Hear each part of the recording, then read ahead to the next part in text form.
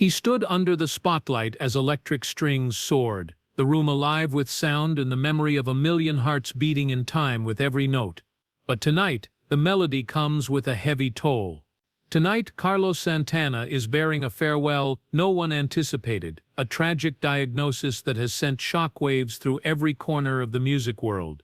The same hands that conjured fiery solos and spiritual hymns now tremble with vulnerability. As we journey through his life, from the streets of Tijuana to Woodstock's thunderous roar, from spiritual epiphanies to personal collapse, we uncover how a legend faces his final curtain call.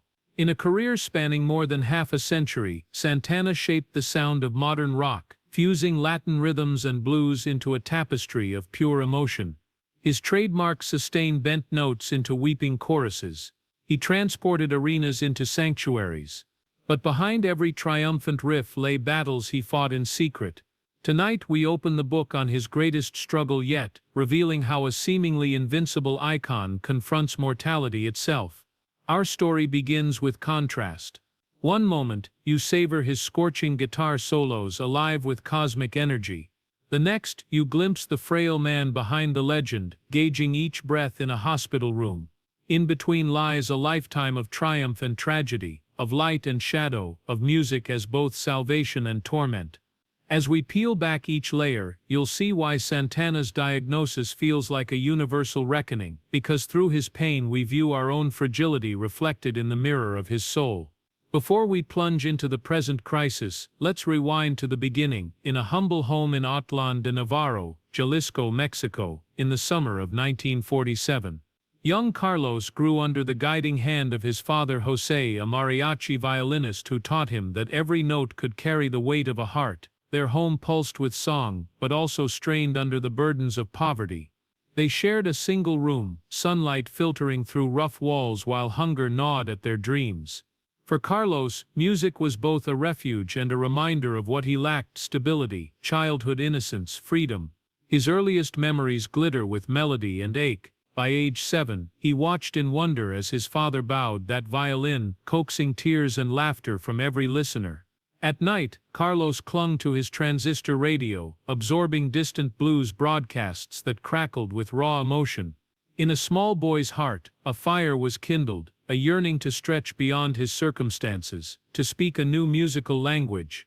But alongside that burgeoning talent lurked darkness no child should know. At 10 years old, his world shifted in a way that would echo for decades. Promises of a simple outing, maybe a movie across the border, led instead to dingy motel rooms and moments of unspeakable horror. A man Carlos trusted betrayed his innocence week after week, teaching him fear and shame in place of joy. Each time he survived one of those brutal visits, he convinced himself it was his fault, swallowing tears so no one would ask questions. Gifts turned to traps, threats over his mother's welfare bound him to silence, and in that silence trauma took root. When the abuse finally ended, the wound remained, a phantom ache that threaded through every stage he would later dominate. The boy who conjured light from a guitar now carried the shadow of those years into every triumphant moment. He would struggle with nightmares long after he first tasted stardom. Even as the Santana Blues Band ignited Woodstock in 1969, his heart bore secret scars. The same hands that drove crowds to ecstasy sometimes wondered if they weren't better used to draw the final curtain on his own life. Yet, against odds that crushed most spirits, Santana rose. His name blazed across radio waves. Critics hailed him as a prodigy. Bands clamored for his touch. But success only deepened the chasm between public persona and private anguish.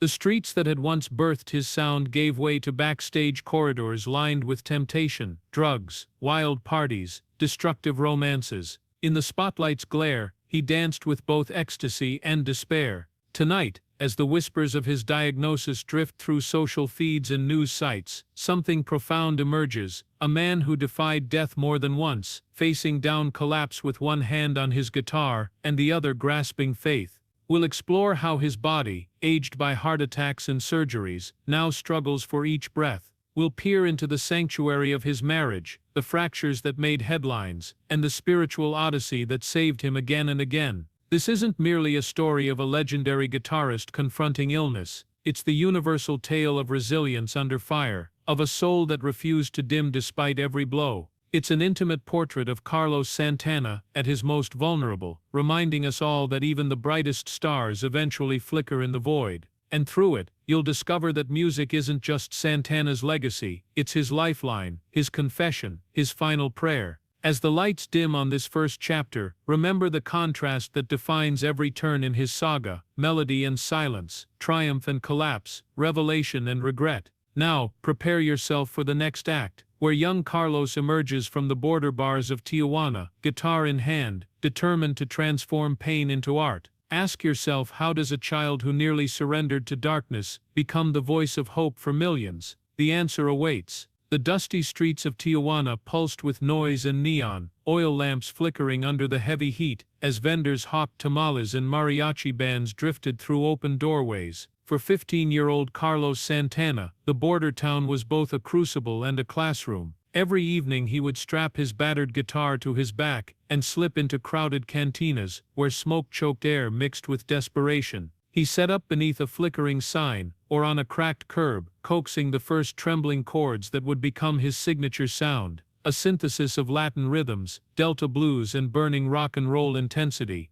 Each note was a lifeline thrown to an audience of strangers, each coin in his open guitar case a vote of confidence in his dream.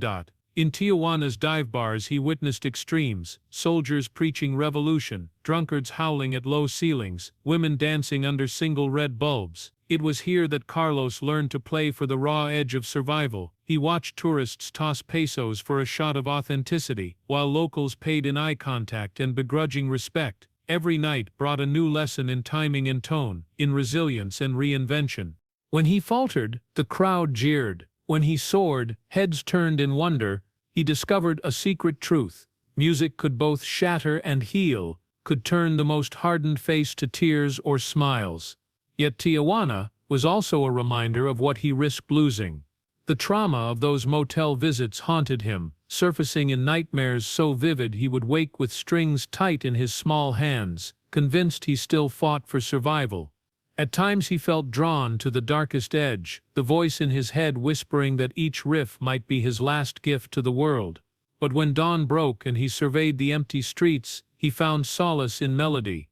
He taught himself to bend notes until they wept, to conjure light from the darkest chords. Music became more than an escape. It became his confession, a way to exorcise demons he could not yet name. When news of his street performances reached across the border, an itinerant blues guitarist named Mike Montoya tracked him down. Mike recognized something rare in the young boy's playing: a nimble technique married to raw emotion. He offered to tutor Carlos in exchange for help hauling equipment at seedy clubs. Under Mike's guidance, Santana honed two critical skills: reading an audience's mood in a single glance and building character on stage.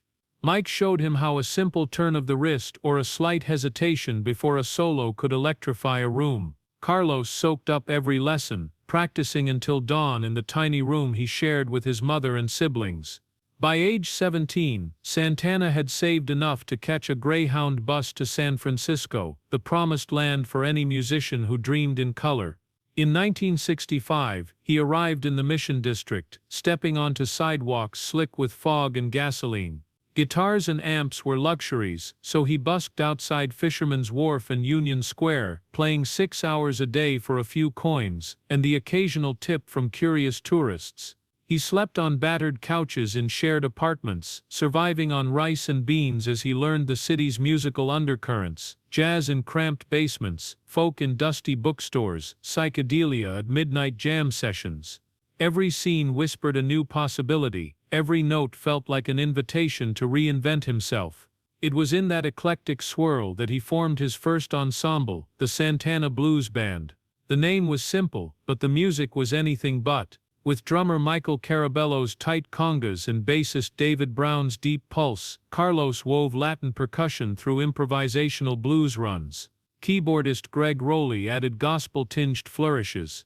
When they hit the stage at a tiny club on Grant Avenue, the air vibrated with energy so intense that people forgot to breathe. Word spread fast. Soon Bill Graham's Fillmore West Scouts were in the front row, smoking too many cigarettes and exchanging astonished glances. By late 1968, the band was recording a demo tape, an incendiary snapshot of Santana's emerging sound, complete with extended solos that dared listeners to close their eyes and imagine dancing on the edge of a volcano.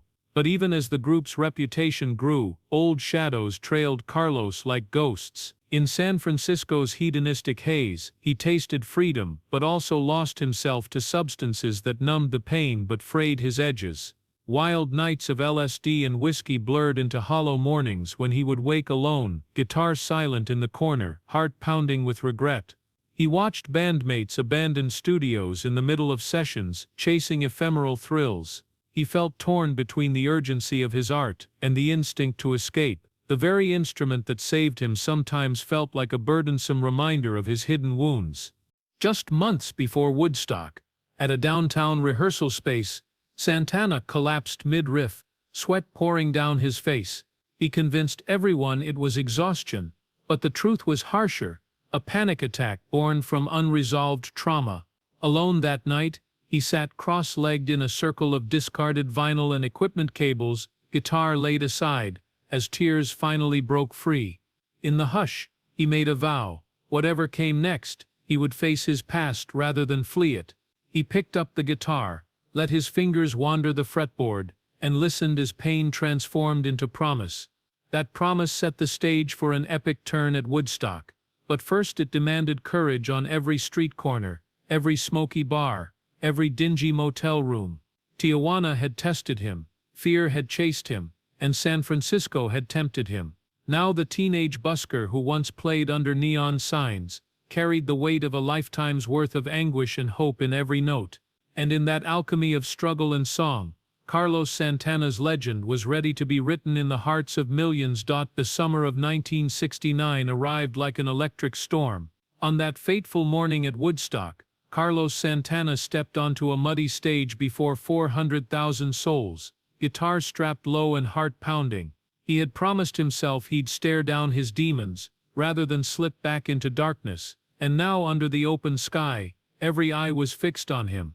As the first notes of Soul Sacrifice rang out, Santana bent a searing chord that split the dawn. It was a moment of alchemy, sweat, rain, and molten guitar fused into pure transcendence. The crowd's roar washed over him like a warm tide, wiping away the fear that had driven him to the brink months earlier. When he closed his eyes, the world receded. All that remained was the pulse of rhythm and the blaze of sound, a prayer incarnate. Within days, overnight sensation morphed into household name. Santana's self-titled debut album climbed the charts, riding the wildfire of Woodstock's legend. News of his performance spread across radio waves and magazine covers. Young guitar prodigy channels spiritual fury. The band's phone never stopped ringing. In London, they were offered a scorching slot on Top of the Pops. In New York, Ed Sullivan awaited. Suddenly, the busker who once begged for pennies on Tijuana sidewalks found himself in limousines, surrounded by applause and acclaim. It seemed the universe had finally crowned him king of a new musical kingdom, but success had its shadows. As album sales went gold and critics hailed Santana as a visionary, tensions simmered behind closed doors. Michael Carabello and Marcus Malone clashed over percussion arrangements. Greg Rowley and Neil Schon debated whether to lean into jazz fusion or anchor themselves in rock's familiar riff. Late-night recording sessions warped into drug-fueled marathons, where the ebbs and flows of LSD became as crucial as any metronome. For Carlos, the guitar remained faithful, but friendships frayed. He watched colleagues slip into addiction, saw the glossy veneer of fame crack to reveal ghosts of their own making.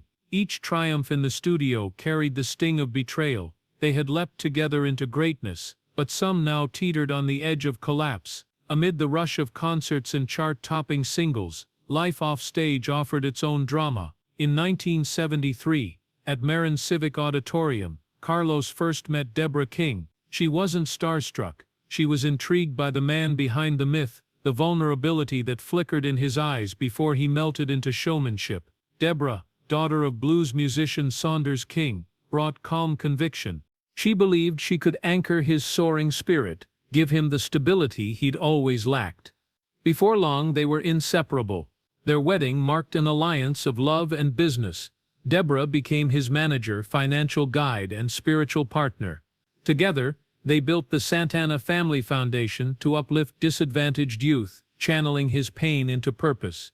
Yet behind their perfect public veneer, undercurrents of doubt lurked. Santana's old traumas refused to stay buried. Nights of touring reignited memories of those motel rooms in Tijuana. Every encore felt like a confrontation with his younger self, the child he once sought to save with a single guitar chord. When Deborah asked him to slow down, he insisted the music must come first.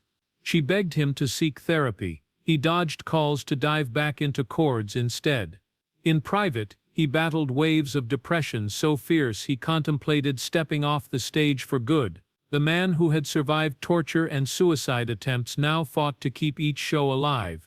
By the mid-1970s, cracks became canyons. Band members departed, forging their own paths. Managers buzzed about replacing him with younger acts.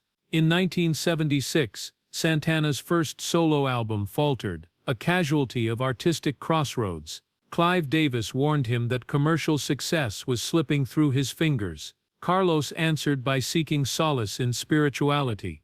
Under Shure Chinmoy's tutelage, he embraced meditation, vegetarianism, and a new name, Devadip, meaning the lamp of God. His music extended into 10-minute instrumentals, eschewing radio-friendly hooks for cosmic explorations. Critics were divided. Some hailed the evolution, others scoffed at what they called self-indulgence. Yet for Santana, each long guitar drone was an affirmation. He played for the soul, not the charts. This era of introspection tested his marriage most of all. As Deborah balanced budgets and bookings, Carlos drifted deeper into guru-led retreats, where incense masked the ache of emptiness. She felt abandoned, her partnership slipping through his fingers like sand. Their golden marriage turned brittle under the strain of unmet expectations. When their divorce finalized in 2007, headlines blazed with scandal, Santana's fall from grace. But beneath the tabloid frenzy lay a shared truth, two souls who had saved each other, yet couldn't bear the weight of salvation. As the curtain falls on this chapter, consider the cost of genius, the sacrifices made for every note of brilliance, the echo of pain that propels the art. Carlos Santana rose from trauma to superstardom, only to confront the limits of love and the price of spiritual quest. He discovered that even a lifetime of applause cannot fill the void carved by childhood horror, yet in every solo he offered a piece of his healing heart. In the next section, we'll witness how Santana reclaimed his place in music history, transforming adversity into the near-mythical revival of supernatural. Will his spirit rise again, or will age and illness dim the flame he once ignited? The saga continues.